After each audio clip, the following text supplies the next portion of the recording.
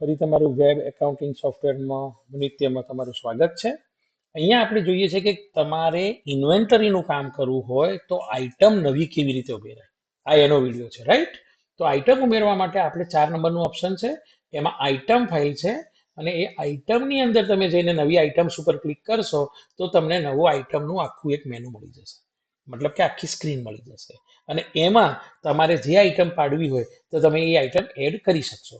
અહીંયા ઉપર જે પ્લસ કરીને એક ઓપ્શન છે એ પ્લસ ઉપર ક્લિક કરશો એટલે તમને નવી આઈટમ આવી ગઈ કે ભાઈ મારે ઘઉં અથવા તો બાજરી અથવા તો મારે એરંડા અથવા તો રાયડો મેં જે પાડેલા છે 2-3 આઈટમ, પણ મારે ઈસબ ગુલ બનાવવું છે તો હું ઈસબ ગુલનું અથવા તો જે બી કપાસ, ચલો મારે કપાસ એડ કરવું છે તો કપાસ અહીંયા એને જનરલમાં લઈ લીધું.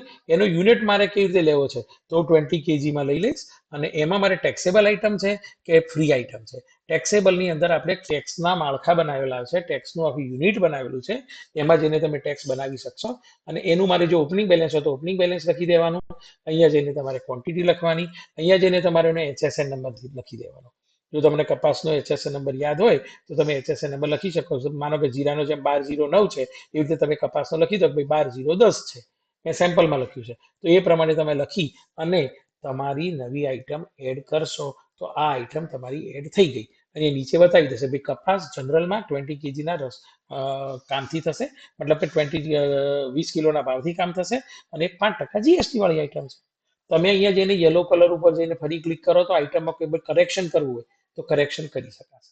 મારે એનો HSN નંબર સુધારવો છે તો સુધારી શકાશે. આ ગ્રીન કલરની આંખ ઉપર મતલબ કે આઈઝ ઉપર ક્લિક કરશો તો એ આઈટમ કેવી રીતે વ્યૂ થાય છે એ તમને બતાવશે, રાઈટ? તો કેવી રીતે આઈટમ એડ કરવી આ એનો વિડીયો હતો. Thank you very much guys.